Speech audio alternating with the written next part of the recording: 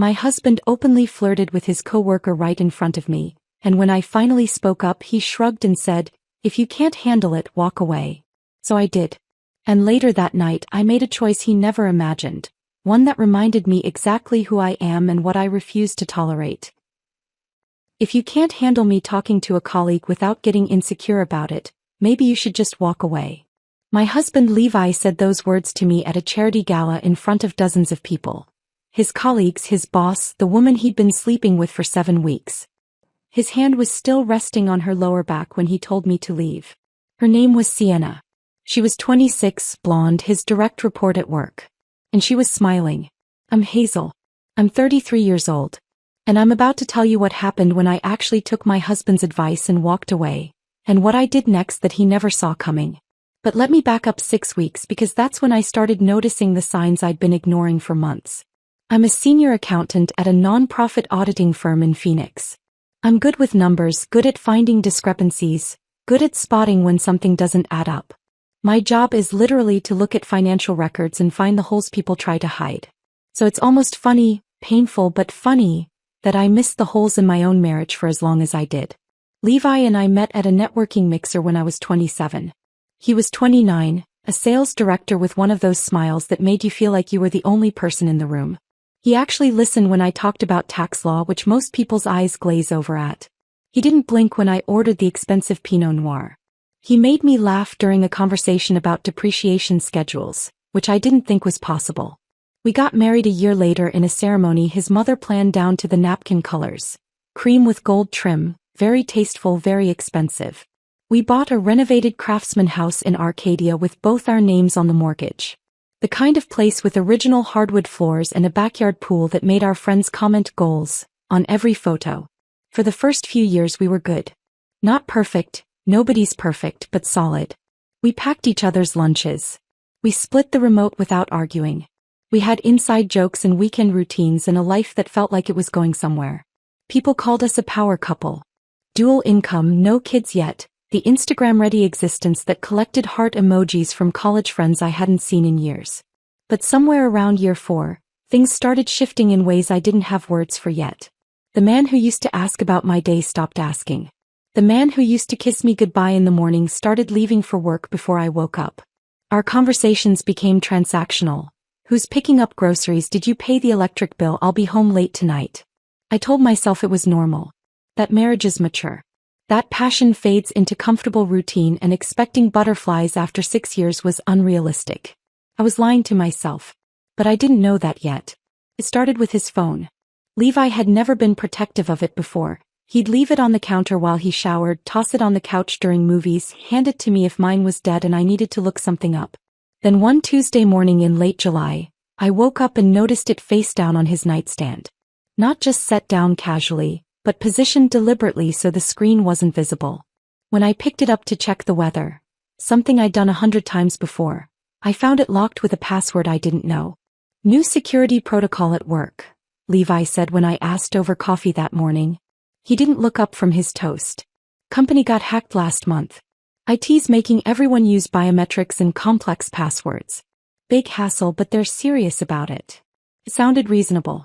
Everything Levi said always sounded reasonable. That's what made him good at sales. He could make anything sound logical, necessary, like you were the paranoid one for questioning it. But then came the pattern I couldn't explain away as easily. Late nights. Wednesdays and Fridays specifically. Like clockwork. Around 5 p.m. my phone would buzz with a text. "Client dinner running late. Don't wait up." Never with details about which client or which restaurant. Never an invitation for me to join. He'd come home around 10 or sometimes later, smelling like wine and something floral that definitely wasn't my perfume. Something lighter, younger, more expensive than anything I wore. He'd go straight to the shower, claiming he felt grimy from the restaurant, from shaking hands all evening, from the cigarette smoke on the patio where deals supposedly got closed. I suggested joining him once. We were doing dishes after a quiet dinner at home, one of the few nights he'd actually been there. And I said it casually, "Maybe I could come to one of these client dinners sometime? It might be nice to meet the people you work with." He stopped scrubbing the pan he was holding. "That's not really appropriate, Hazel. These are high-stakes prospects. They wouldn't appreciate a spouse tagging along. It would make things uncomfortable, kill the rapport I'm building. I'm good at talking to people. I do it at work all the time. It's different. Trust me on this. So I dropped it. But I didn't stop noticing things. Like the name that started appearing in our conversations with uncomfortable frequency. Tina.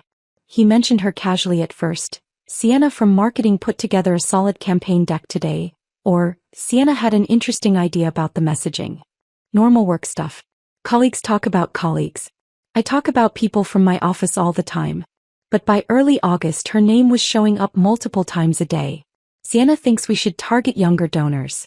Sienna's idea for the presentation got approved by the executive team. Sienna's really sharp, actually you'd probably like her. I started counting after the third day of this. 19 mentions in 4 days.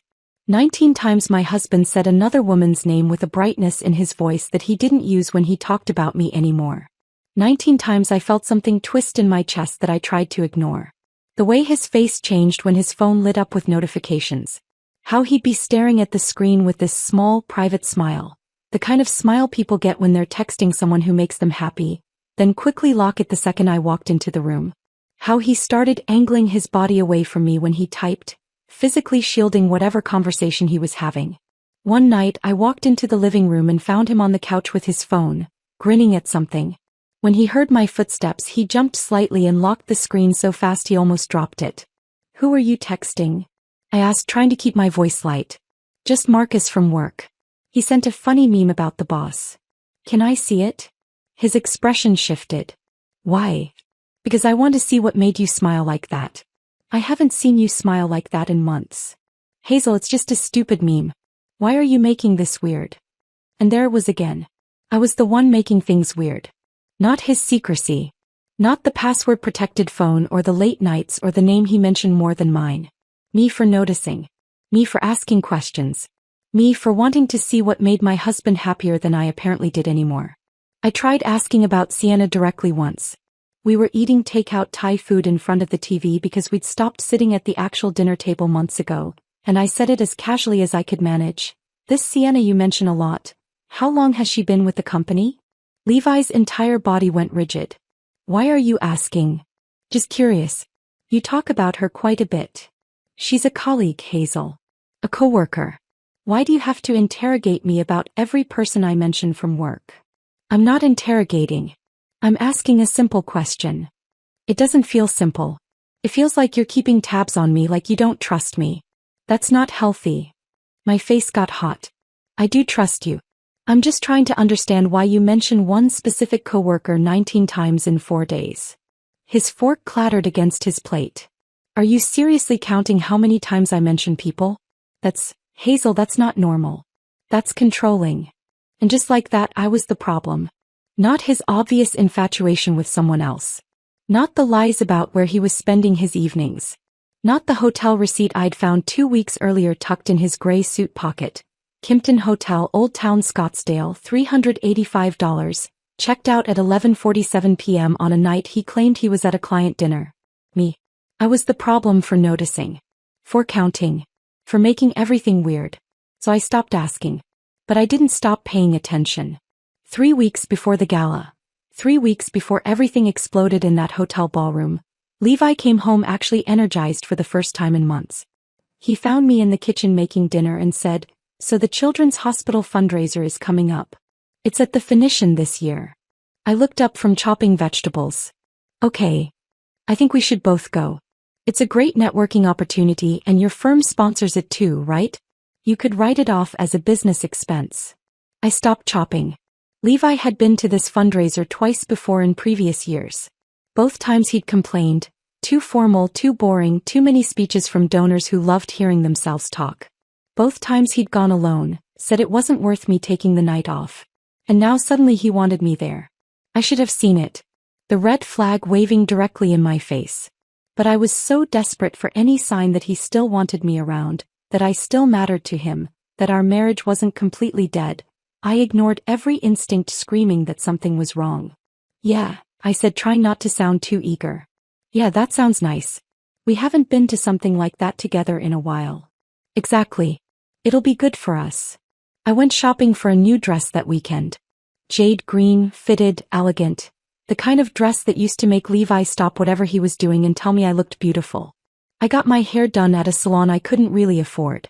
I bought new heels that pinched my toes but made my legs look good. I convinced myself that maybe this event would be the reset we needed.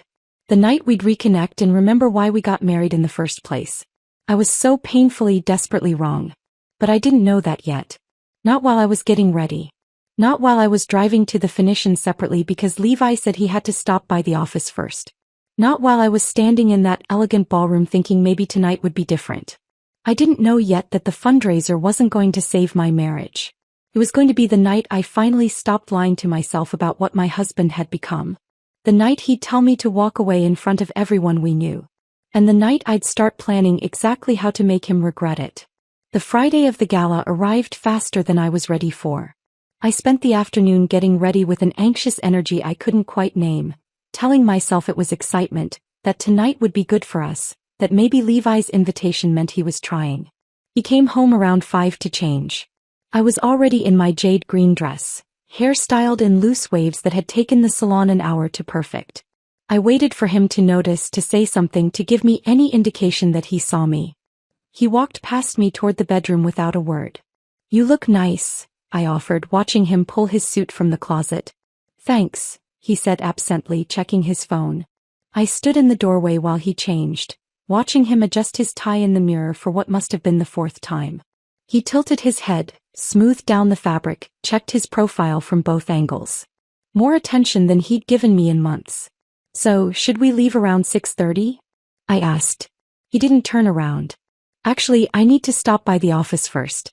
Last-minute tweaks to a presentation I'm giving Monday. You should just go ahead and I'll meet you there." Something cold settled in my stomach. "We're going to the same place. Why don't I just wait and we can go together? Because I don't know how long it'll take and I don't want you sitting in the car waiting for me. Just go ahead. I'll be there soon." He sprayed cologne. Too much of it, the scent filling our bedroom in a way that felt aggressive. Then he grabbed his keys and wallet, kissed the top of my head without looking at me, and left. I heard his car start in the driveway, heard him pull away. I stood there in our bedroom alone, wearing a dress I'd bought to save my marriage, and felt something crack inside my chest. 20 minutes later I drove to the Phoenician resort by myself. The valet line was long, couples arriving together, the women's hands tucked into their husbands' elbows, laughing about something as they walked toward the entrance. I handed my keys to the attendant and walked in alone, clutching my small purse like it might anchor me. The ballroom was stunning in that expensive neutral way that rich people call elegant. Cream walls, gold accents everywhere, massive chandeliers hanging from the ceiling reflecting light off polished marble floors. Waiters in black vests circulated with trays of champagne. A string quartet played something classical in the corner that I didn't recognize. Small clusters of people stood talking, everyone dressed in their best. Everyone performing the social dance of charity fundraisers. I pulled out my phone and texted Levi, "I'm here. Where are you?" The response came 30 seconds later. "Be there soon." That was it. "No, sorry for making you arrive alone." "No, you look beautiful tonight." Just 2 words and nothing else. I wandered toward the silent auction tables, pretending to be fascinated by the items up for bidding. A weekend getaway package to Sedona. A signed basketball from some Suns player I didn't recognize. A private cooking class with a local chef. I stared at the bid sheets without really seeing them, feeling increasingly foolish in my jade dress that suddenly seemed like it was trying too hard. Like I was trying too hard. 20 minutes passed. Then 30. I checked my phone twice. No new messages. I texted him again. "Are you close?" No response. I was about to call him when I spotted him across the ballroom. He'd arrived without telling me, without looking for me, without any acknowledgement that his wife was standing alone at a charity event he'd insisted we attend together. And he wasn't alone. He was deep in conversation with a woman I recognized from his company's website. One of those professional headshot pages where everyone looks polished and accomplished. Tina. The name I'd heard 19 times in 4 days. The name that made his voice brighten in a way mine didn't anymore. She was younger than I expected. Mid-20s, probably not even 30 yet. Blonde highlights that caught the chandelier light perfectly, like she'd planned it. wearing a red dress that walked the line between professional and provocative, fitted but not too tight, sophisticated but deliberately sexy. The kind of dress that announced she knew exactly what she looked like and exactly what effect it would have. But it wasn't her appearance that made my stomach drop. It was the way Levi was looking at her. He was leaning in when she spoke, his body angled toward hers, giving her his complete attention in a way he hadn't given me in months. Maybe longer. She said something and he laughed, not the polite chuckle he'd been giving me for the past year, but a real laugh, head thrown back, genuine enjoyment. The laugh I used to make him do before everything got comfortable and then cold. Her hand was on his forearm. I watched it land there casually like it had done this 1,000 times before. Watched it rest there for 3 full seconds, I counted, before sliding away. Then a minute later it was back, touching his shoulder this time while she leaned in to whisper something that made him grin. I stood frozen near the silent auction tables, unable to move, unable to look away. Every touch felt deliberate. Every laugh felt intimate. Every moment I watched felt like a small knife sliding between my ribs. Other people were noticing too. I caught 2 women I vaguely recognized from a previous company event exchanging glances, then looking at me with expressions that might have been pity. A man standing near the bar, older, distinguished, probably someone's boss, was watching Levi and Sienna with raised eyebrows, like he was witnessing something inappropriate but couldn't quite decide if he should intervene. Then Marcus appeared beside me. I remembered him from a summer barbecue at Levi's boss's house. Nice guy, quiet, worked in operations or logistics or something. He positioned himself deliberately between me and the view of my husband flirting with his coworker. "Hazel, right?" he said, voice aggressively cheerful. "Great to see you again. Have you checked out the silent auction? Some really interesting items this year." He was trying to distract me, trying to spare me from watching what everyone else was clearly seeing. It was kind. It was also humiliating. "Yeah," I managed. "I was just looking. That Sedona package looks amazing. My wife and I went there last spring. Beautiful hiking, great restaurants. Totally worth it if you can get it for a reasonable bid." I nodded, pretending to listen, but my attention kept pulling back to Levi and Sienna across the room. Marcus kept talking about hiking trails and red rocks, filling the silence with words that didn't matter, and I appreciated it even as it made me want to disappear. After 10 minutes of this painful kindness, I made a decision. I was done hiding at silent auction tables. I was done being protected by near strangers who felt sorry for me. If Levi wanted to parade his affair in front of everyone we knew, then I was going to make him look me in the eye while he did it. I grabbed 2 glasses of champagne from a passing waiter and walked straight toward them. Sienna saw me first. Her eyes flicked to me, and for just a second, I saw irritation flash across her face. Annoyance at the interruption, at the wife showing up to ruin whatever moment they were having. Then her expression smoothed into professional politeness, the mask sliding into place so fast I almost doubted I'd seen the real reaction underneath. "Hazel," Levi said, accepting the champagne I handed him without making eye contact. Without thanking me. Without acknowledging that I'd been waiting alone for 45 minutes while he laughed with another woman. "This is Sienna from marketing. Sienna, my wife. Not my wife Hazel. Not Hazel, who I'm lucky to be married to. Not even, this is Hazel. Just my wife. A category, a title, a role I fulfilled rather than a person he loved." Sienna extended a manicured hand, her smile perfectly practiced. "Oh, I've heard so much about you." The lie was so transparent it was almost funny. Levi never talked about me at work. I knew because his colleagues had stopped asking how I was at these events. When someone's name never comes up in conversation, people stop inquiring. They just do. "Nice to meet you," I said, shaking her hand briefly. Then I tried to join their conversation. I really tried. Over the next hour, I attempted 4 separate times to be part of whatever discussion they were having. Each time, Levi either talked over me mid-sentence or Sienna would pivot to some inside joke about the office. Something about a presentation gone wrong, about their boss's terrible golf stories, about the new hire who couldn't figure out the coffee machine. Things deliberately designed to exclude the wife who didn't belong. When I mentioned that some of the silent auction items looked interesting, Levi actually sighed. Audibly. Like I was a child interrupting adult conversation with something trivial and annoying. Sienna touched his shoulder and leaned in, whispering something I couldn't hear. He grinned. That private, intimate grin that used to be reserved for me, and whispered something back. She laughed, her hand lingering on his arm. I stood there holding my champagne, invisible. Irrelevant. A prop in someone else's story. After 90 minutes of this, something inside me finally broke. Not dramatically. Just quietly, like a bone cracking under pressure it was never meant to hold. I interrupted them mid-sentence. Levi, I'd like to leave soon. I'm not feeling well. He looked at me like I'd announced I was setting the building on fire. Now. We just got here. We've been here almost 2 hours. Sienna glanced between us, her expression carefully neutral, but I saw the satisfaction underneath. She was enjoying this. Watching me beg my husband to leave, watching him choose her attention over my comfort, watching me lose in real time. We've been here almost 2 hours, I repeated quietly. Levi's jaw tightened. He leaned closer, lowering his voice, but not enough.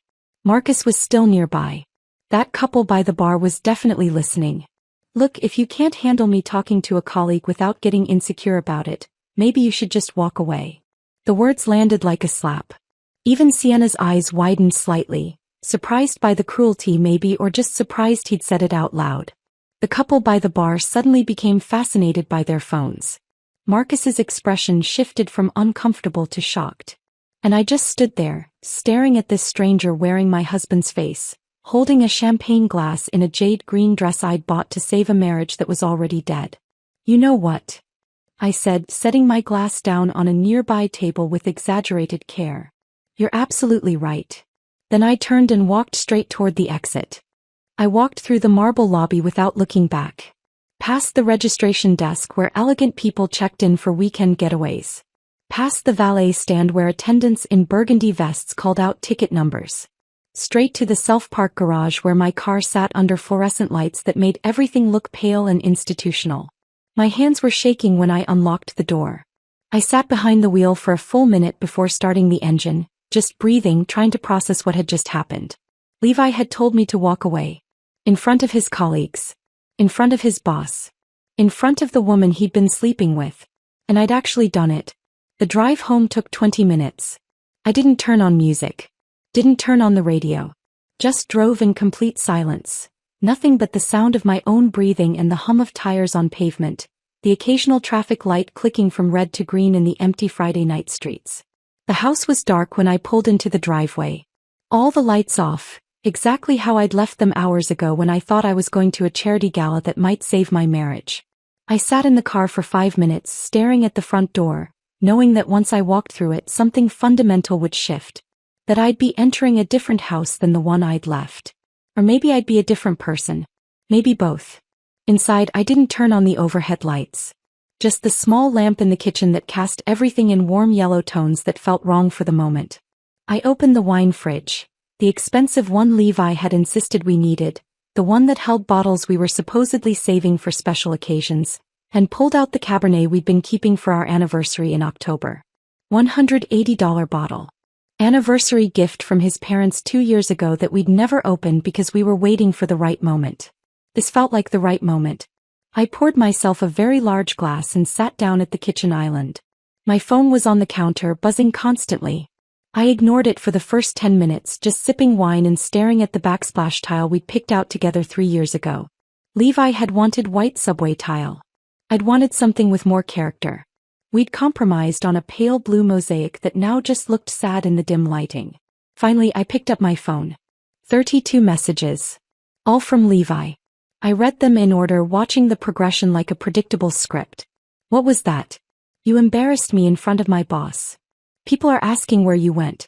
Everyone's staring at me. Hazel, answer your phone. This is ridiculous. We need to talk about this like adults. Fine. Ignore me. But you made a scene and now I have to deal with the fallout. Then about 20 messages in, the tone shifted from defensive anger to something that resembled panic. Are you home? I'm getting worried. Please just let me know you're okay. People are asking if everything's alright. I don't know what to tell them. And finally, the last few messages landed on forced concern. I'm leaving now. We need to talk when I get home. Are you okay? I'm worried about you. Not once did he apologize. Not once did he acknowledge what he'd said or how he'd said it. Not once did he take responsibility for telling his wife to walk away while his mistress watched. I set the phone down and took another sip of wine. It was good wine. Probably wasted on this moment, but I didn't care. What Levi didn't know, what he'd never bothered to notice because he was too busy with Sienna, was that I'd been documenting everything for 3 weeks. Not because I was planning to leave him. Not because I knew for certain he was cheating.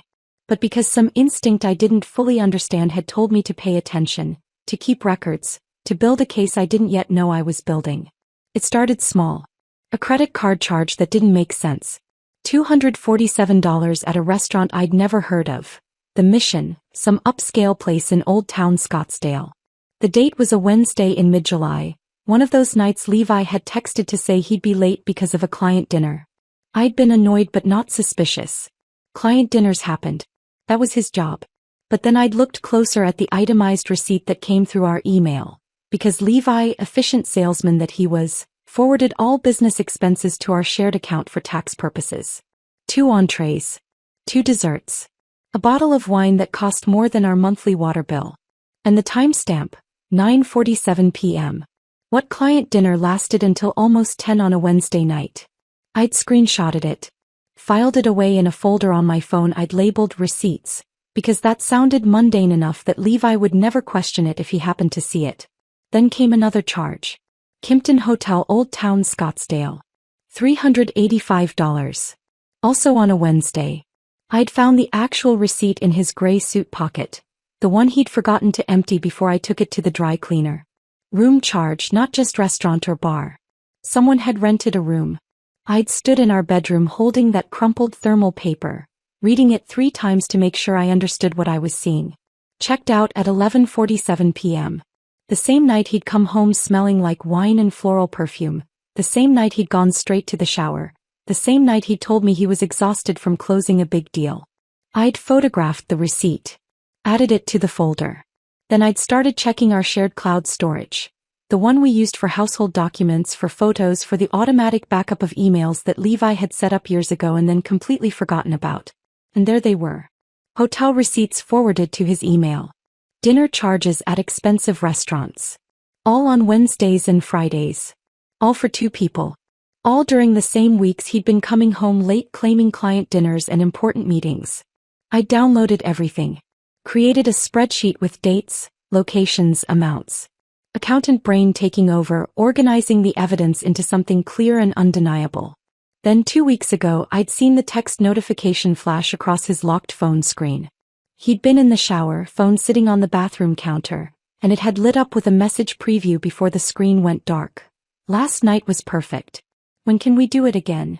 The message disappeared after 15 seconds. Some auto-delete feature he must have set up. But I'd seen it. I'd seen enough. That's when I'd hired the private investigator. Her name was Diane Fletcher. I'd found her through a discreet Google search at work during my lunch break, using incognito mode like I was doing something illegal. She had good reviews, a professional website, and a tagline that said, "Answers you can trust." I'd called her from my car in the office parking lot. "I think my husband is having an affair," I'd said, voice surprisingly steady. "I need to know for sure." She hadn't asked unnecessary questions. Hadn't made me justify why I suspected. Just took down the details. Levi's name, his workplace, his schedule, the patterns I'd noticed. She'd quoted me a price that made me wince but seemed worth it for the truth. "I'll have a preliminary report for you in 5 days, she'd said. 5 days later, the morning of the gala, she'd emailed me a PDF file with a subject line that just said, "Fletcher Investigation Report." I'd opened it in my car before going into work. Sat there reading page after page of surveillance notes, timestamps, photographs that made my hands go numb. Levi and Sienna had been sleeping together for 7 weeks. Every Wednesday evening client dinner was actually the Kimpton Hotel in Old Town Scottsdale. Same room, practically same time, like they had a standing reservation. Every Friday late meeting was drinks at her apartment in Tempe, a small complex off Rural Road where Diane had photographed them entering together at 7 p.m. and not leaving until past midnight. There were photos of them at restaurants. Photos of them in hotel parking garages. Photos of Levi's hand on Sienna's lower back. Of them laughing together. Of them kissing in his car before driving to separate locations. All of it documented with brutal, professional efficiency. I'd closed the PDF and sat in my car staring at the office building in front of me, unable to move. Unable to process. Unable to do anything except acknowledge that the marriage I'd been trying to save was already over. Had been over for weeks. Maybe months. Maybe longer than I wanted to admit. But I hadn't confronted him. Something told me to wait. To keep the evidence close. To be strategic instead of emotional. Now sitting in my kitchen drinking anniversary wine while waiting for Levi to come home and expect forgiveness, I opened my laptop and logged into our joint bank account. Balance, $63,087. Money we'd been saving for years. For a down payment on a bigger house. For the kids Levi said he wanted in a few years when we're more established. For a future that I now understood was never going to happen. Not with me anyway. I opened a new browser tab and navigated to a different bank's website. One Levi didn't use. One he didn't even know I'd opened an account with 3 days ago, right after hiring Diane. Then I started transferring money. Not all of it, that would be too obvious, too easy for him to fight in court. Just careful amounts that wouldn't trigger alerts or raise immediate red flags. $3,000 on Monday. $2,500 on Thursday. $4,000 the following Tuesday. Over 2 weeks I'd quietly moved $38,000 into my personal account. Documented every transfer with screenshots. Kept digital receipts. Made sure everything was trackable and legal and defensible if anyone questioned it. I wasn't stealing. This was community property. Arizona was a no-fault divorce state, which meant everything got split 50-50 anyway. I was just making sure that when the inevitable happened, when Levi decided to leave me for Sienna, or when I finally worked up the courage to leave him, I wouldn't be left with nothing while he emptied our accounts out of spite or strategy. I'd made copies of everything else too. Mortgage documents showing I'd been making 80% of the payments for the past 2 years, even though Levi's ego would never let him admit his sales commissions had been declining. Car titles. Investment statements. His life insurance policy that still listed me as sole beneficiary. Something I was absolutely not telling him about until the divorce was final. I'd stored everything in a folder at my office. Physical copies in a locked drawer. Digital copies on a flash drive I kept in my purse. Away from the house. Away from Levi's ability to access or destroy them. 3 days before the gala, I'd consulted with divorce attorneys. Not 1, 3. I wanted to understand my options, wanted to hear different perspectives. Wanted to know exactly what I was walking into if this marriage ended. The third attorney I met with was a woman named Rebecca Fontaine. She had an office in downtown Phoenix with a view of the mountains, a reputation for being ruthless in court, and a direct way of talking that I appreciated. "How long have you known about the affair?" she'd asked. 3 weeks of proof. Months of suspicion. "Do you have documentation?" I'd shown her everything. The receipts, the photos, the private investigator's report. She'd leaned back in her chair and said something I'd never forget. The person who files first controls the narrative. The person who's prepared wins. I'd hired her on the spot. She'd drafted divorce papers that afternoon but hadn't filed them yet. I'd told her I needed one more piece of evidence. Something undeniable that would prevent Levi from spinning this as my paranoia or insecurity. Something public enough that he couldn't gaslight me later. Those papers were sitting in my car trunk right now. Ready to file. Waiting. I heard Levi's car pull into the driveway. Heard the engine cut off. Heard the door slam.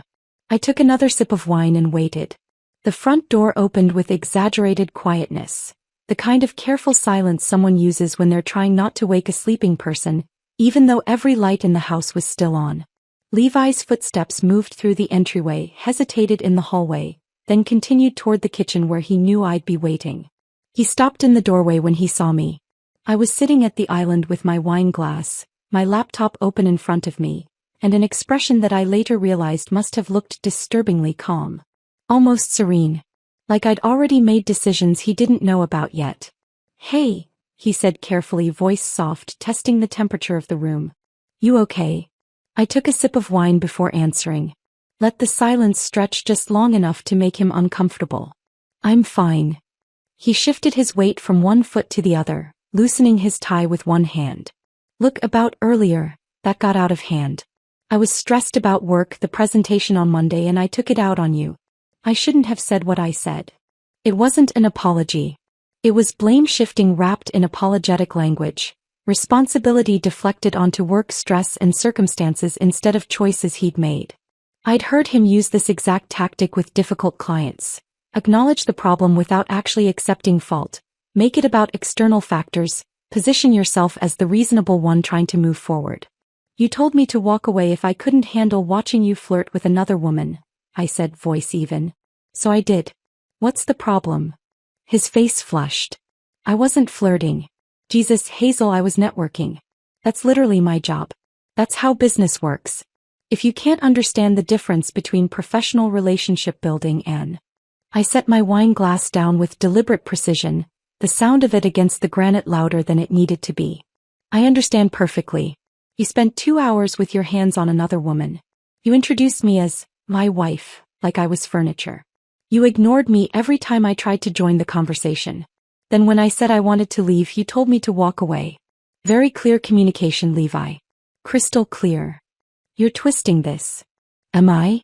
Because Marcus looked pretty uncomfortable watching you.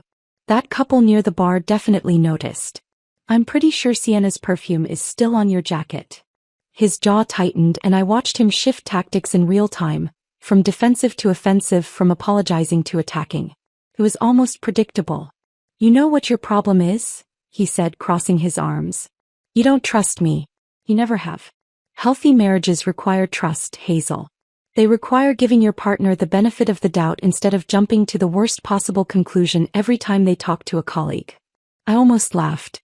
The audacity of him standing in our kitchen, smelling like another woman's perfume, lecturing me about trust while I had hotel receipts and surveillance photos documenting his affair.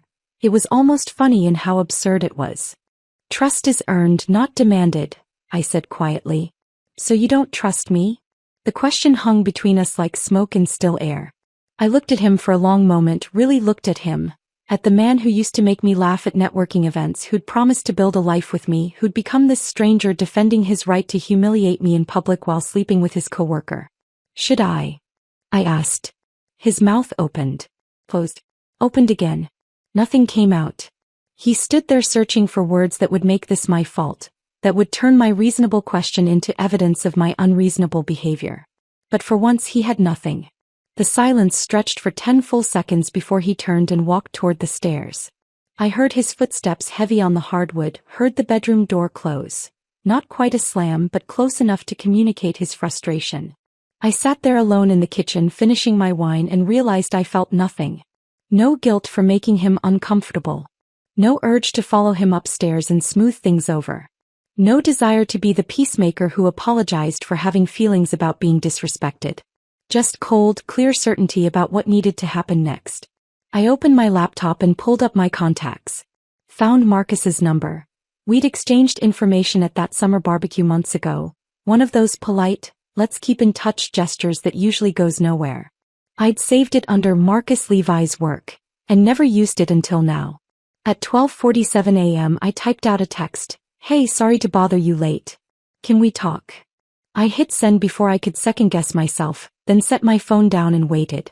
Part of me expected no response. It was almost 1 a.m, he was probably asleep, he might not even want to get involved in whatever drama he'd witnessed at the gala. But 3 minutes later my phone buzzed. Of course. Everything okay? I called him. He answered on the second ring. Hazel. Yeah. I know it's late.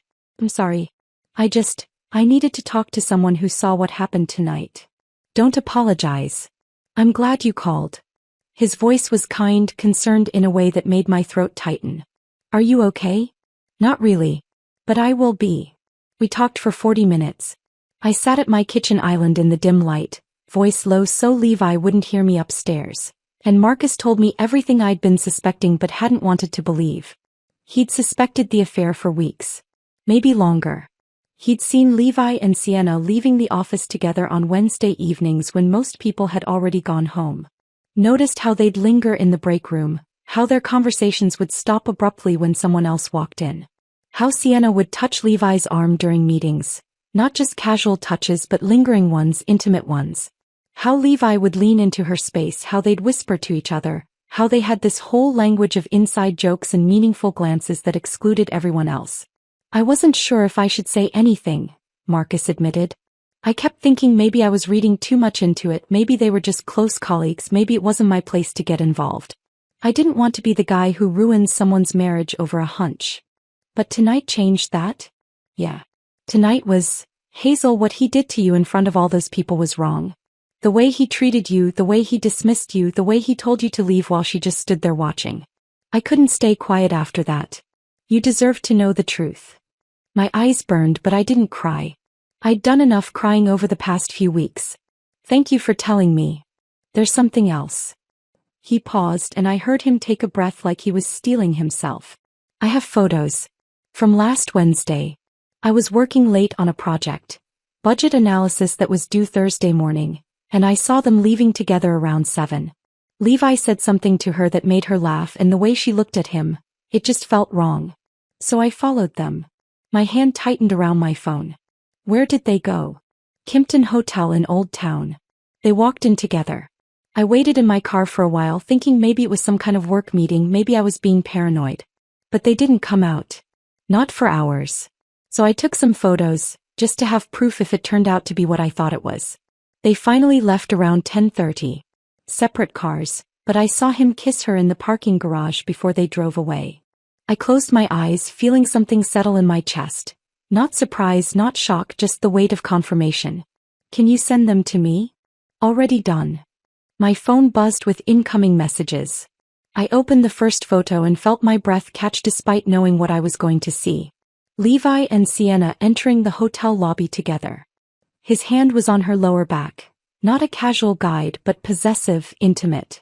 The timestamp read 7:18 p.m. Her head was tilted toward him, smiling at something he'd said. Second photo. Them leaving at 10:33 p.m. Her hair was messier than it had been going in. His tie was gone. They both looked satisfied, relaxed, like they'd spent the evening doing exactly what I knew they'd been doing. Third photo. Levi kissing her in the parking garage. Not a peck on the cheek. A real kiss, his hand cupping her face, her body pressed against his. I stared at the photos for a long time, zooming in on details I didn't really need to see but couldn't look away from. The way she touched his chest. The way he smiled at her. That real, genuine smile I hadn't seen directed at me in months. Hazel, you still there? Yeah, I said, voice steadier than I expected. I'm here. I'm really sorry. I know seeing those can't be easy. Actually, it's easier than you'd think. Because now I'm not crazy. Now I'm not the paranoid wife who couldn't handle her husband talking to a colleague. Now I have proof. What are you going to do? I looked at the photos again, feeling something cold and crystalline settle in my chest. Not heartbreak. That had happened weeks ago, probably months ago if I was honest with myself. This was something else. Clarity. Purpose.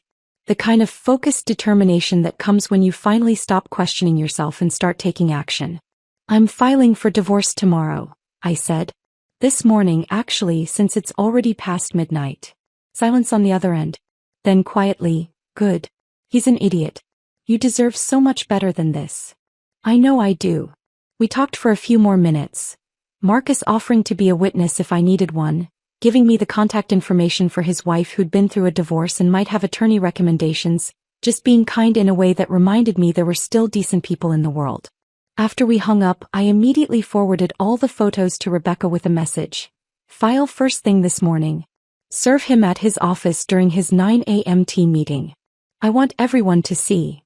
Her response came through 2 minutes later. She was apparently awake too. Consider it done. This is going to be very satisfying. I set my phone down and sat in the quiet kitchen for a moment, just breathing. Then I stood up, walked to the wine fridge and pulled out the bottle of champagne we'd been saving for our 10-year anniversary. Expensive French champagne his parents had given us as a wedding gift, the kind you're supposed to save for milestone celebrations. This felt like a milestone. I didn't bother with a glass. Just opened the bottle. The cork popped satisfyingly loud in the silent house, and carried it outside to the backyard. The pool lights were still on, casting rippling blue patterns across the patio. I sat down on one of the lounge chairs and took a long drink straight from the bottle. Tasted like freedom. And somewhere upstairs, Levi was sleeping, completely unaware that by 9 a.m. his entire life was going to implode. I stayed up until almost 3 in the morning, sitting in the backyard with that champagne bottle, watching the pool lights create patterns on the water that looked like they were moving even though everything was perfectly still. Eventually I went inside, climbed the stairs and paused outside our bedroom door. I could hear Levi snoring, deep, regular breaths of someone sleeping soundly, unburdened by guilt or consequences. I slept in the guest room. Didn't bother with pajamas, just lay down on top of the covers in the clothes I'd worn to the gala that felt like it had happened years ago instead of hours. I didn't really sleep. Just closed my eyes and waited for morning. At 6:30 a.m. I heard Levi's alarm go off. Heard him moving around in the bedroom, shower running, closet doors opening and closing, the familiar sounds of his morning routine. I stayed in the guest room until I heard him go downstairs, then got up and went to the bathroom to wash my face. I looked terrible. Eyes puffy, makeup smudged, hair tangled. I didn't care. When I came downstairs, Levi was in the kitchen making coffee. He glanced at me and I saw him register that I'd slept in the guest room, but he didn't mention it. Just poured coffee into his travel mug, added the specific amount of cream and sugar he always used, screwed the lid on tight. He was whistling. Actually whistling some tune I didn't recognize while he gathered his keys and wallet and phone from the counter. Like last night had been a minor disagreement we'd already moved past. Like telling your wife to walk away in front of dozens of people was just something that happens sometimes. No big deal, life goes on. He thought he'd won. That I'd sulked in the guest room, that he'd stood his ground about his networking, that this morning everything would reset to whatever dysfunctional normal we'd been living in for months. He had no idea what was about to happen. He walked over and kissed the top of my head. Not my lips, not even my cheek, just a perfunctory kiss on my hair like I was a child or a pet. "Have a good day," he said in that absent tone people use when they're not really present, when they're already thinking about something else. "You too," I said quietly. I watched from the kitchen window as he backed out of the driveway in his silver sedan. Watched him pause at the stop sign at the end of our street. Watched his car disappear around the corner, heading toward his office where, in exactly 90 minutes, his entire world would implode in the most public way possible. I felt nothing. No guilt. No second thoughts. No last-minute urge to call Rebecca and tell her to hold off, to give him one more chance, to handle this privately instead of destroying him professionally. Just cold, clear certainty that this was exactly what needed to happen. I poured myself a fresh cup of coffee, not the cheap stuff Levi bought, but the expensive beans I'd been hiding in the back of the pantry, the ones I only used when he wasn't home because he'd complain about the cost. Made it in the French press he never used because he said it took too long. Added real cream instead of the artificial creamer he preferred. Then I sat down at the kitchen table with my phone and waited. At 9:03 a.m. Rebecca texted, "Process server just arrived. Heading into the building now." My heart was racing despite the calm I'd been feeling. This was it. The moment everything became real and irreversible. At 9:17 a.m., papers delivered. I stared at those two words for a long moment, imagining the scene. The conference room where Levi held his Monday morning team meetings. 12 colleagues sitting around the table. Sienna probably there too, sitting close to him, maybe still exchanging those meaningful glances they thought nobody noticed. The process server walking in asking Levi Garrison, in front of everyone. Handing him the manila envelope. Everyone watching. At 9:21 a.m. a longer message came through. "Your husband asked the server if this was a joke. Server said no, these are official divorce papers." According to my contact who works in that building, his face went completely white. Sienna left the conference room immediately. Practically ran out. His boss pulled him into her office. Half the office saw the whole thing. "Stun Hazel. You made your statement." I read the message 3 times trying to feel something. Satisfaction maybe. Victory. Dad, I just felt tired. Relieved. Like I'd been holding my breath for weeks and could finally exhale. My phone started ringing at 9:28 a.m. Levi's name lit up the screen, his contact photo from our wedding day staring back at me. Him in his tuxedo, smiling that genuine smile he used to have before everything got complicated. Before Sienna. Before the lies. I sent it to voicemail. It rang again 30 seconds later. Voicemail. Voicemail. By 10:30 a.m. I had 17 missed calls. I made myself another cup of coffee, carried it out to the back patio where the morning sun was already making everything hot and bright, and listened to the voicemails in order. First message, timestamp 9:29 a.m. What the hell did you do?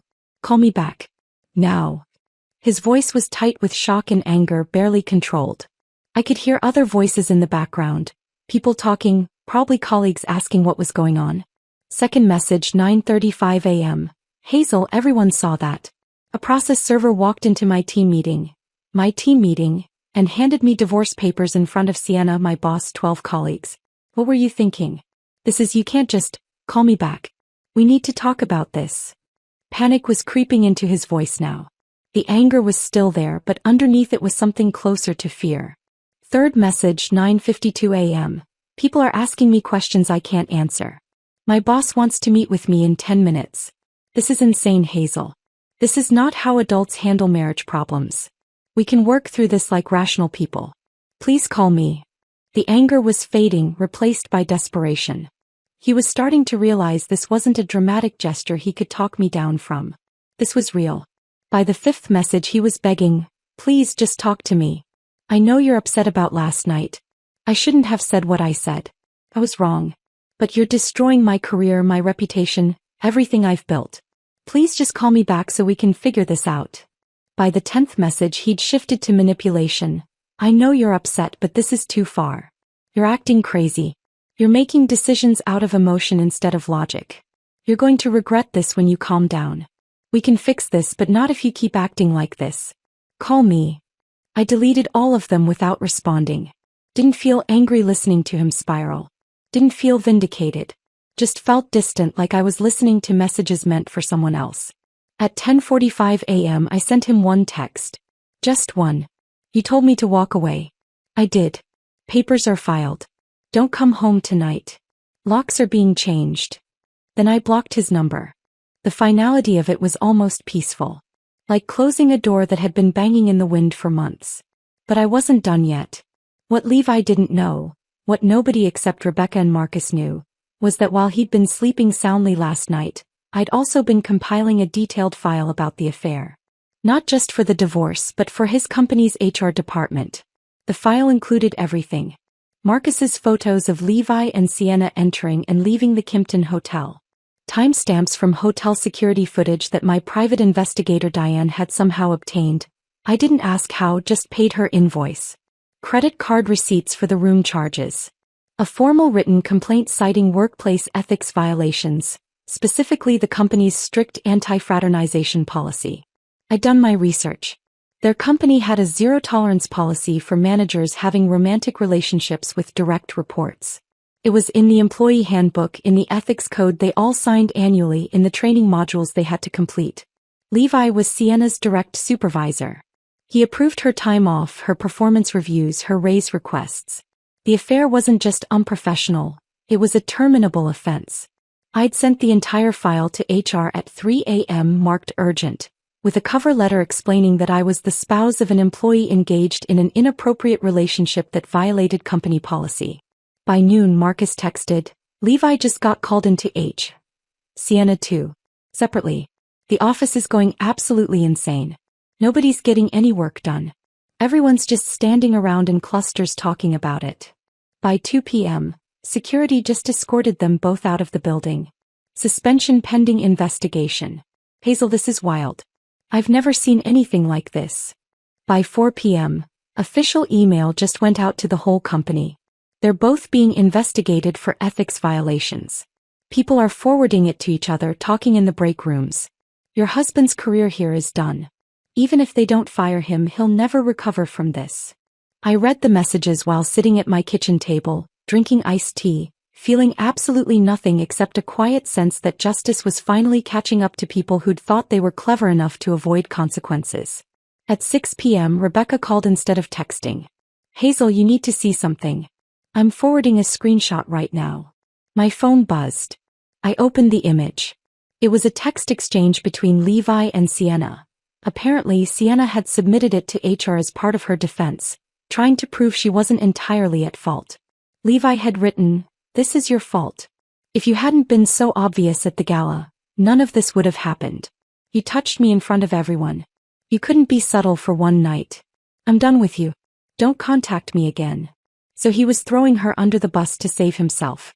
Classic Levi. Always looking for someone else to blame.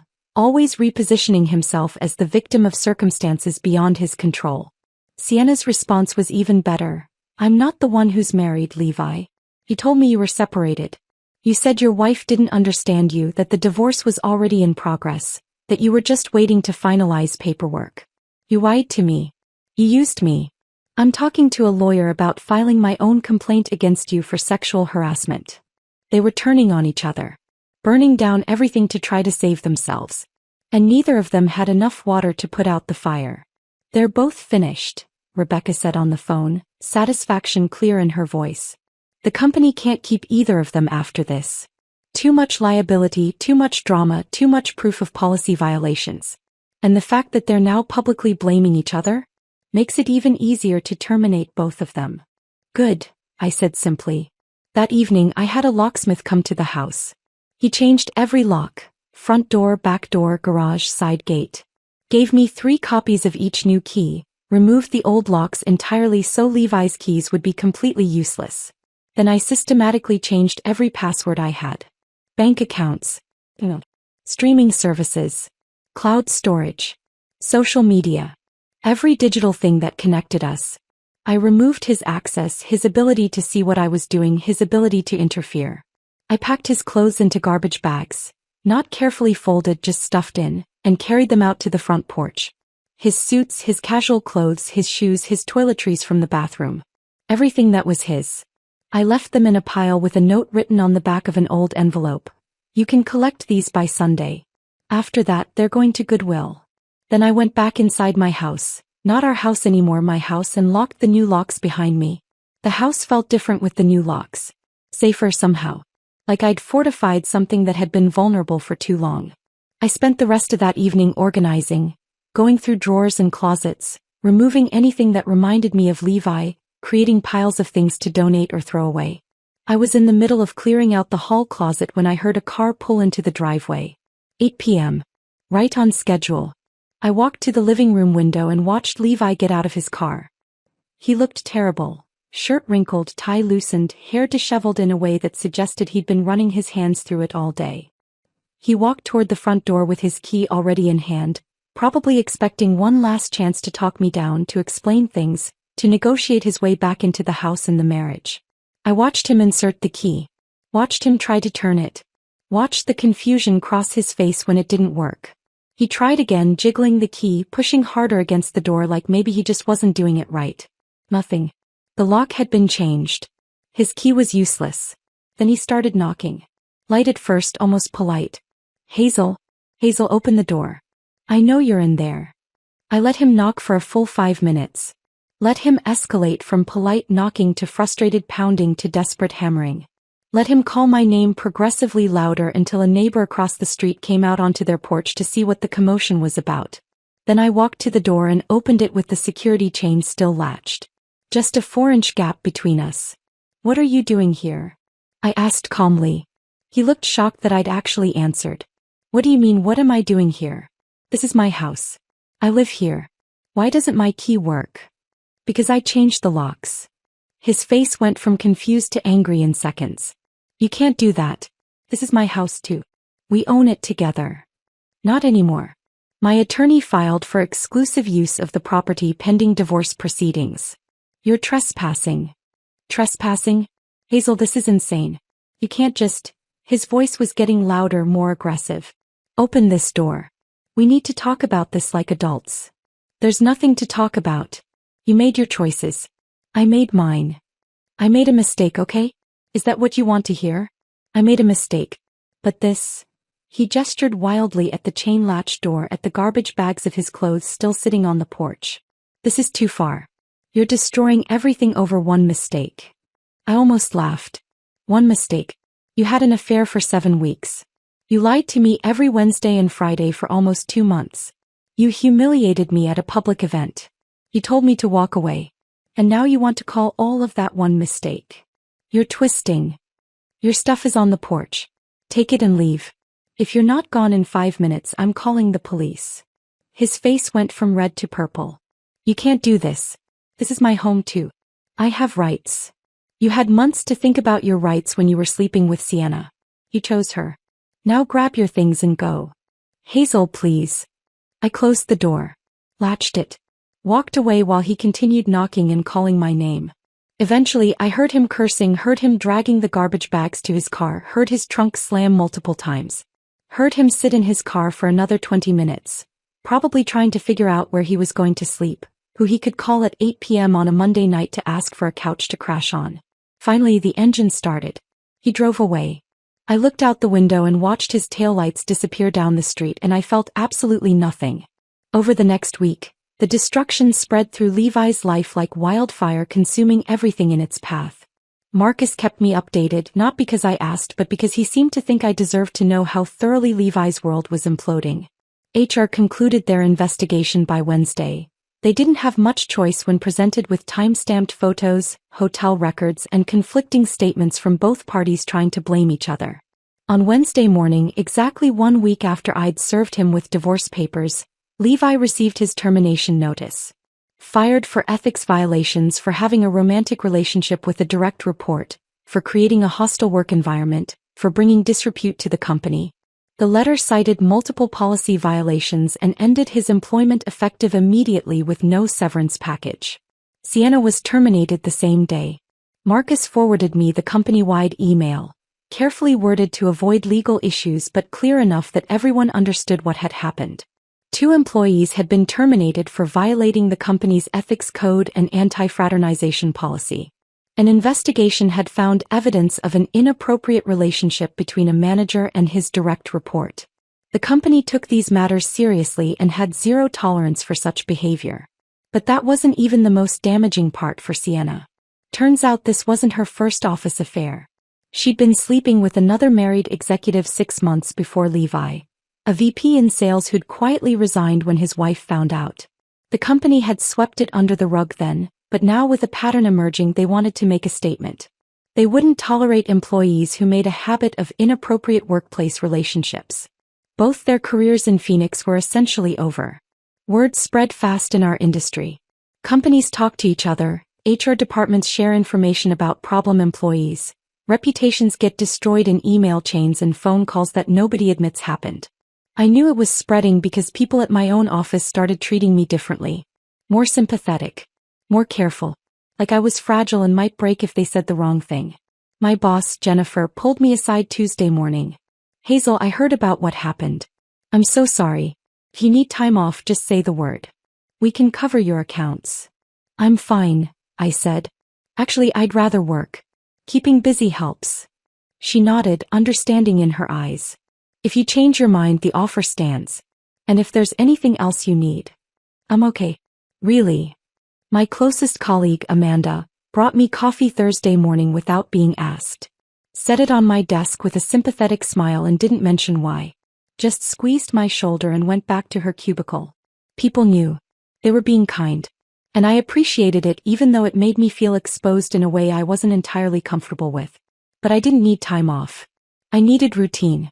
I needed numbers that made sense and problems that had solutions and work that existed completely separate from the chaos of my personal life. Levi tried everything to reach me that week. He sent emails from his personal account, long rambling messages that alternated between apologizing and blaming me for overreacting. I blocked his email address after the 3rd one. He called from different numbers, probably borrowed phones from friends or maybe new burner phones he'd bought specifically to get around my blocks. I sent every call to voicemail, deleted the messages without listening to them. On Thursday afternoon, he showed up at my office building.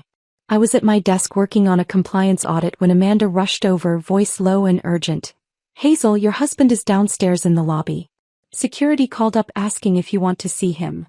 My hands stopped moving on the keyboard. Tell them no. Tell them to escort him out and not let him back in. Are you sure? He seems. I'm sure. Please. She nodded and went back to her desk to call down.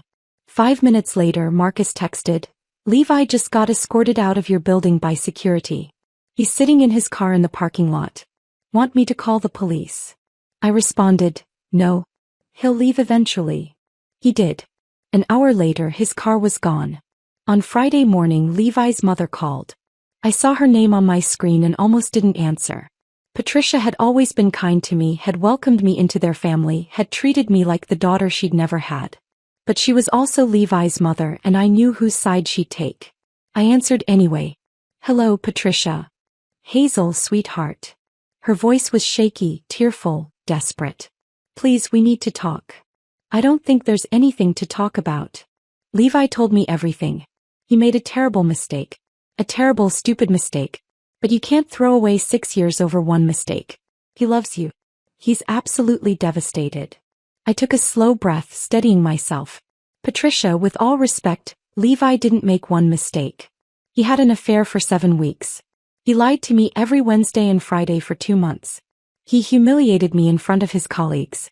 And when I confronted him about it, he told me to walk away. So I did. I respected his wishes." Silence on the other end. Then quieter. "He's my son, Hazel.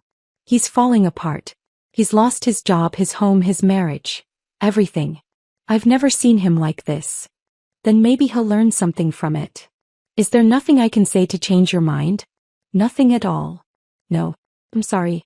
I know this is hard for you and I know you love your son. But this is between Levi and me. And it's already over." She tried for another few minutes, pleading, reasoning, bargaining, offering to pay for couples counseling, suggesting we take time apart to think, asking if there was any way to fix this.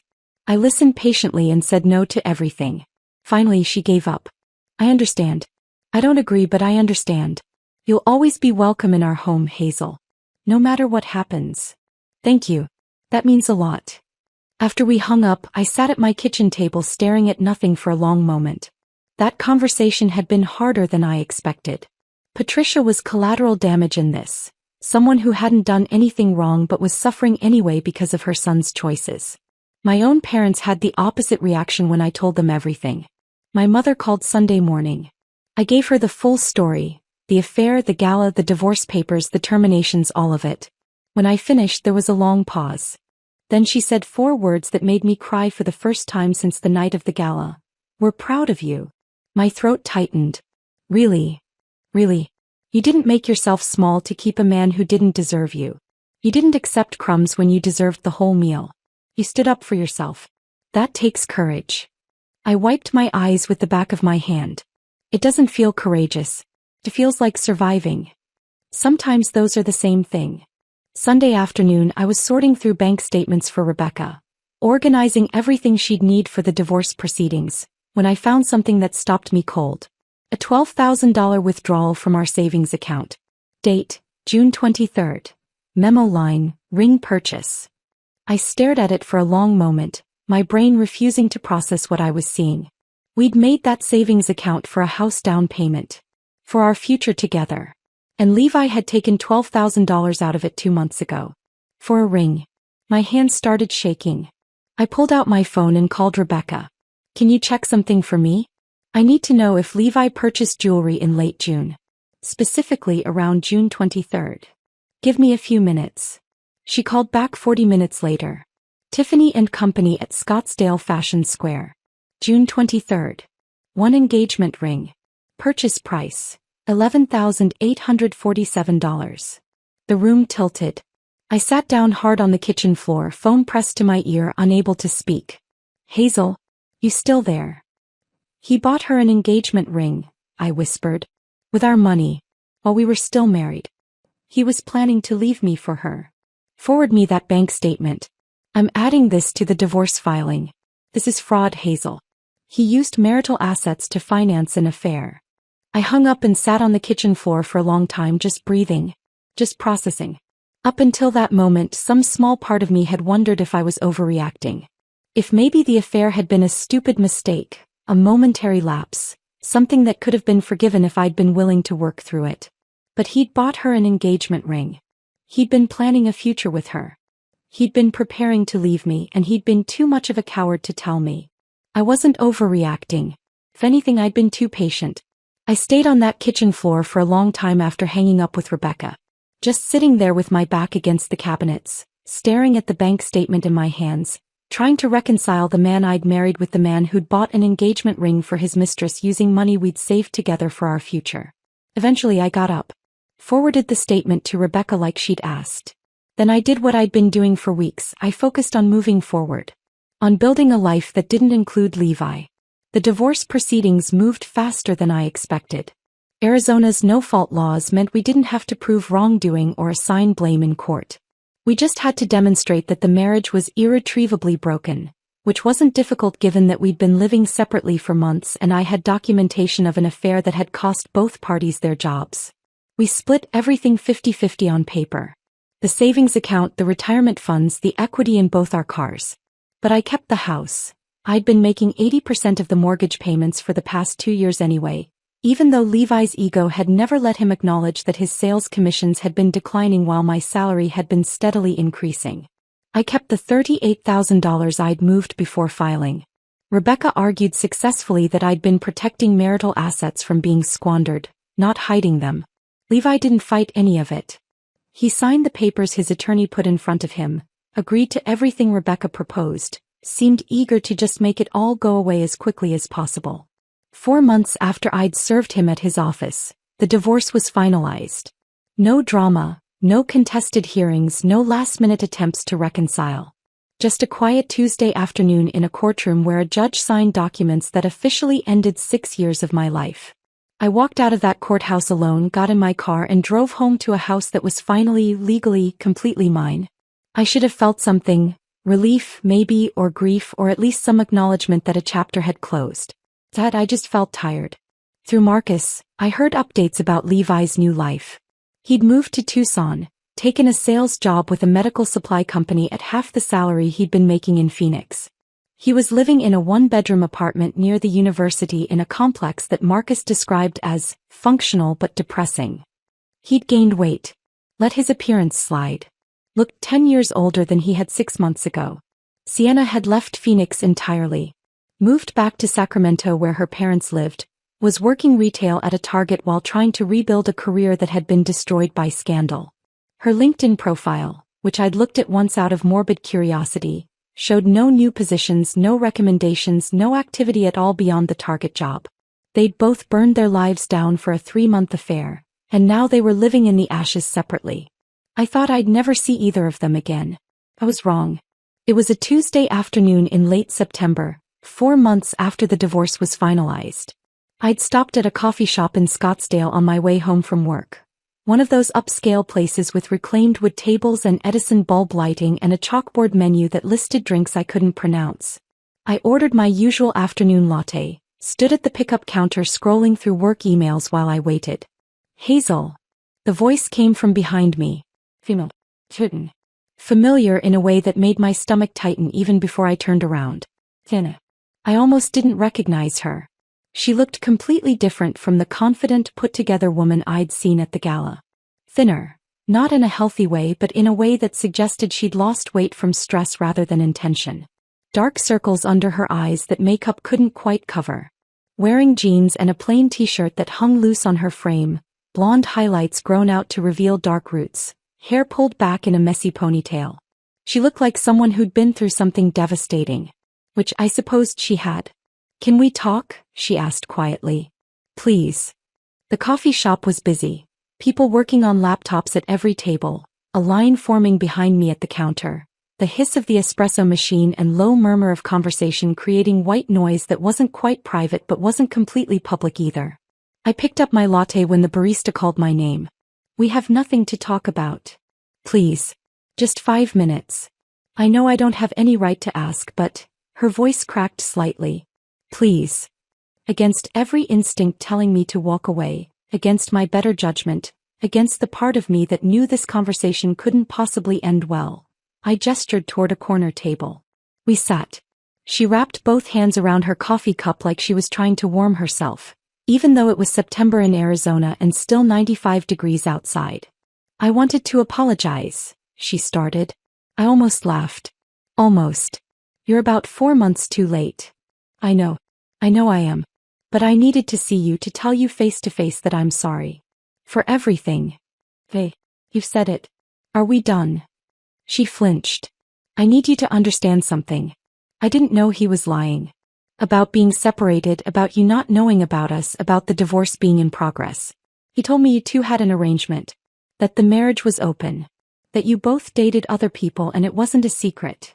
I stared at her for a long moment. Part of me wanted to believe she was that naive, that she'd genuinely been fooled by Levi's lies. But I'd seen her at that gala. Seen the satisfaction in her eyes when Levi dismissed me. Seen how she touched him, performed intimacy with my husband right in front of me without a trace of guilt or uncertainty. You thought I didn't know? I said quietly. Even at the fundraiser when I was standing right there watching you touch him, when he told me to leave and you just stood there smiling, you thought I was okay with it? Her face crumbled. I thought he said you had an understanding. That you both had been living separate lives for years, that the marriage was over and everything but paperwork. He was so convincing, Hazel. He showed me texts that he said were from you agreeing to see other people. He had explanations for everything. He's a salesman, Sienna. Being convincing is literally his job. It's what he does for a living. He makes people believe things that benefit him. She started crying. Not dramatic sobbing, just quiet tears sliding down her face while she stared at her coffee cup. I know that now. But when you're in it, when someone's telling you exactly what you want to hear, it's hard to see the lies. I felt nothing watching her cry. No satisfaction, no anger, no sympathy. Just a hollow emptiness where stronger emotions probably should have been. I lost everything, she whispered. My job. My reputation. My apartment. I couldn't afford rent after getting fired and my roommate kicked me out because she didn't want the drama. I had to move back in with my parents in Sacramento. I'm 26 years old, sleeping in my childhood bedroom, working at Target because I can't get a reference from my last job. Every interview I go to, they Google my name and find out what happened. My career is over before it really started. I took a sip of my latte, letting the silence stretch. Then, you made your choices. You chose to sleep with a married man. Maybe he lied to you, I actually believe he probably did. But you still made that choice. And choices have consequences. I know. I'm not asking you to feel sorry for me. I'm trying to explain. You don't need to explain. I understand perfectly.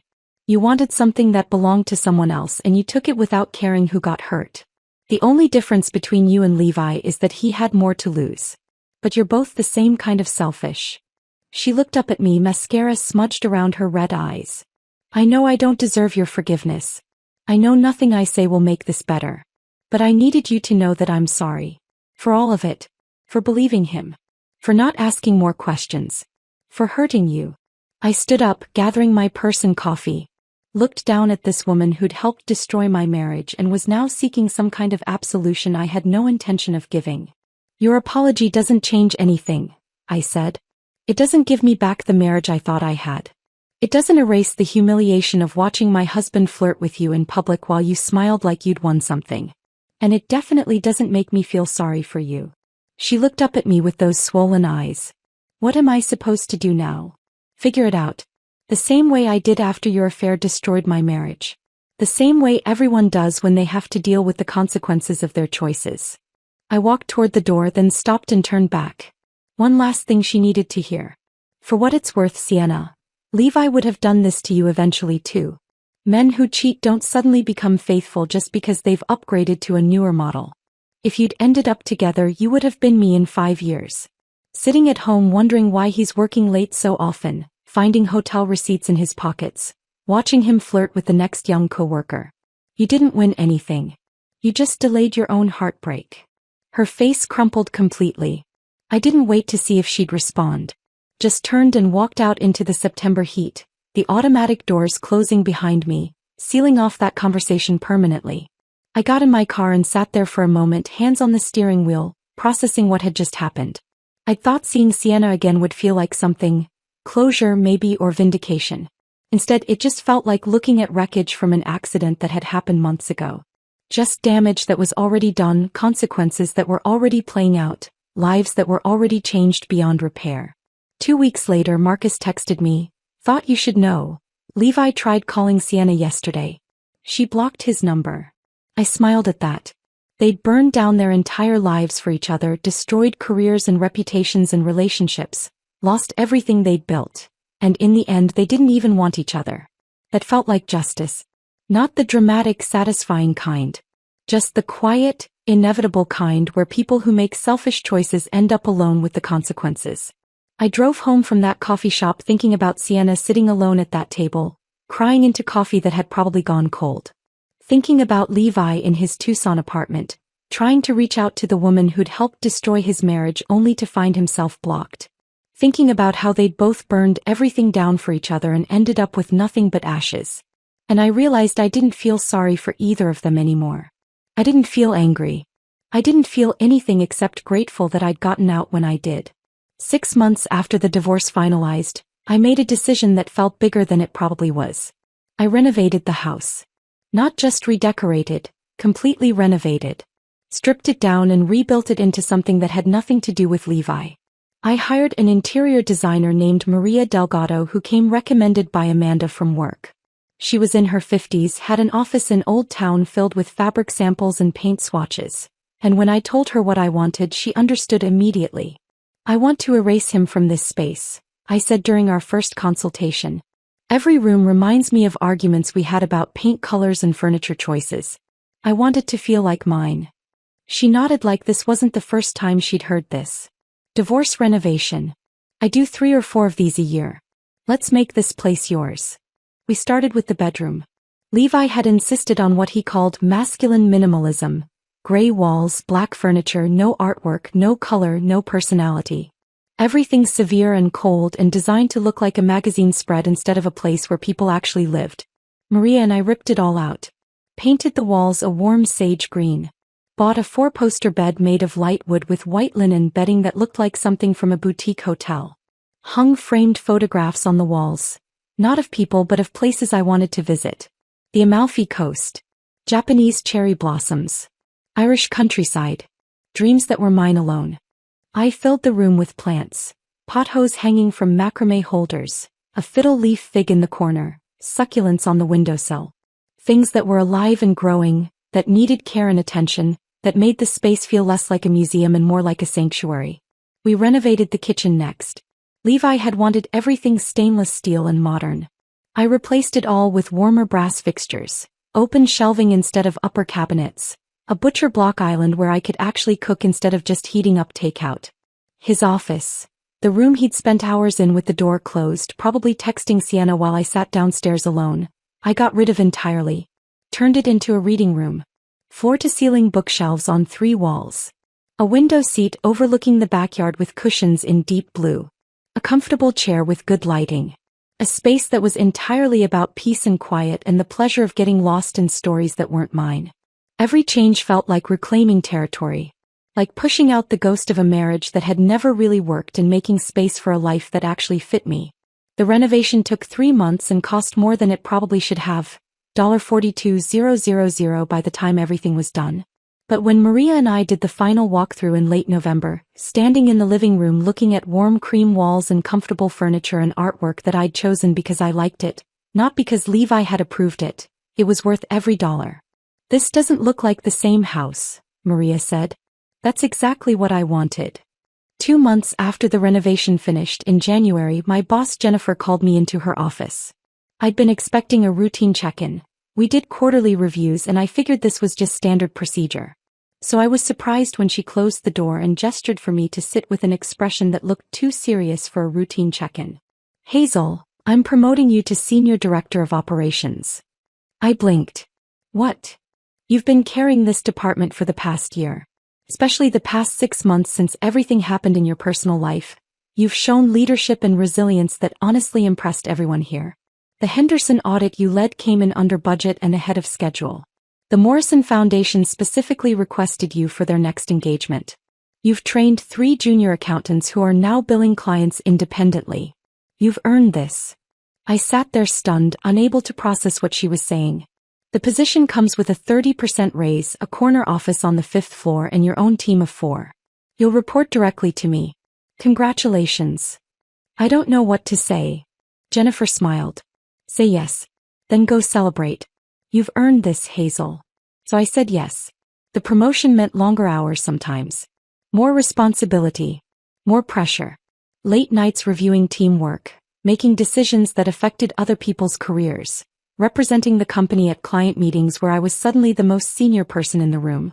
But it also meant something else. It meant proving to myself that I was more than someone's discarded wife. That I was good at my job, better than good. That I was valuable independent of any relationship status. That my worth had never been tied to Levi's opinion of me, even though I'd forgotten that somewhere in the middle of our marriage. In October I did something I hadn't planned. I went to the Arizona Humane Society on a Sunday afternoon, told myself I was just looking, and left with 2 6-year-old cats. They were a bonded pair, Fig and Olive, already named by the shelter staff. Their previous owner had surrendered them because she was moving into a no-pet apartment. They'd been at the shelter for 3 weeks, overlooked because they were older and came as a package deal. Fig was gray and scraggly with one eye that didn't quite open all the way. Olive was orange with white paws and an attitude problem. They were completely uninterested in performing or being cute for potential adopters. When I sat down in the meet and greet room, Fig immediately climbed into my lap and started purring. Olive sat 3 feet away and judged me silently. I loved them immediately. They brought unexpected comfort to the house. The sound of them chasing each other at 3 a.m., racing through rooms with that chaotic energy cats have. The way Fig would curl up on my lap in the reading room while I worked through books I'd been meaning to read for years. How Olive would sit on the bathroom counter every morning, watching me get ready for work with an expression that suggested she found my routine deeply questionable. I started cooking again. Actually cooking from recipes I found online or in cookbooks I'd bought but never used. Trying things I'd wanted to make but never did because Levi was particular about food. Didn't like anything too spicy, didn't eat fish, refused to try cuisines he wasn't familiar with. I made Thai curry that left my kitchen smelling like lemongrass for 2 days. Mastered homemade pasta. Experimented with baking bread on Sunday mornings. Some of it turned out terribly. Some of it was amazing. All of it was mine. I joined a book club at the local library, 8 women ranging from their 30s to their 70s who met every other Thursday evening to discuss novels and drink wine and occasionally gossip about their lives. They knew I was recently divorced, but nobody made it a big deal. Nobody treated me like I was broken or needed fixing.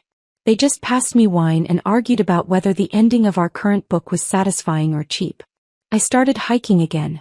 Sunday mornings, early before it got too hot, driving out to Camelback Mountain or Piestewa Peak, or sometimes just walking trails in the McDowell Sonoran Preserve. Something I'd loved before I got married and had somehow stopped doing because Levi preferred sleeping in on weekends. I started dating again. Nothing serious. A coffee date with a tax attorney named David who made me laugh talking about the absurdities of tax code. Dinner with a high school teacher named Rachel I'd met through book club who was smart and funny and recently divorced herself. A few other dates that went nowhere but weren't bad, just 2 people trying to figure out if there was anything there. I learned what I liked without filtering it through someone else's opinion. Learned that I preferred hiking to sleeping in. That I actually enjoyed cooking when I wasn't trying to please someone else's palate. That I was more social than I'd realized. I'd just been with someone who made me feel like my need for connection was neediness instead of normal human behavior. A year after the divorce, almost to the day, I was sitting in my reading room on a Saturday morning. Fig was curled up beside me, purring in his sleep. Olive was somewhere else in the house, probably knocking something off a shelf. My coffee was getting cold on the side table while I lost myself in a novel. My phone buzzed. I almost ignored it, but something made me check. Text from an unknown number. Hazel, it's Levi. I got a new phone. I know you blocked my other number. I just wanted to reach out and see how you're doing. I've been thinking about you a lot lately. About us.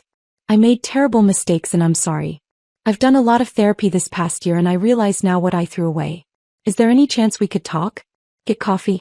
I'm not asking you to take me back, I just miss you and I'd like to see you. Please consider it. I read it 3 times. Waited for some feeling to surface. Anger, satisfaction, grief, vindication, anything. But there was nothing. Just a distant recognition that this person used to matter to me and now he didn't. I didn't respond. Just blocked the number, deleted the message and went back to my book. And that's when I knew I'd actually moved on. Not because I'd stopped being angry, that had happened months ago. Not because I'd forgiven him, I hadn't and probably never would. But because Levi's attempt to re-enter my life didn't even register as important. He'd become irrelevant. A chapter that was finished. A mistake I'd learned from. Nothing more. Sometimes late at night when the house is quiet except for the cats purring and the distant sound of the neighborhood settling into sleep, I think about that moment at the gala. When Levi told me to walk away, he'd meant it as a dismissal. A power play. A way to put me in my place while he continued his affair in plain sight, while Sienna watched and smiled. He had no idea he was giving me permission to leave a marriage that had been dead for months. I just hadn't realized it yet. Walking away wasn't the punishment Levi thought he was delivering. It was the escape route I didn't know I needed. And in walking away, in actually doing what he'd told me to do, I found exactly who I was meant to be all along. Someone who refuses to tolerate disrespect. Who protects herself strategically.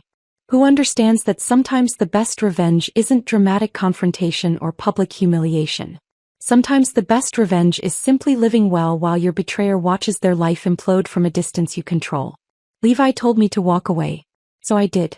And I built a life so much better than the one I left behind that I never once looked back. If this story of calculated revenge kept you hooked until the very end, smash that like button right now. My favorite part was when Hazel had those divorce papers served during Levi's team meeting in front of everyone. What was your favorite moment? Drop it in the comments below. Don't miss more powerful stories like this. Subscribe and hit that notification bell so you never miss an upload.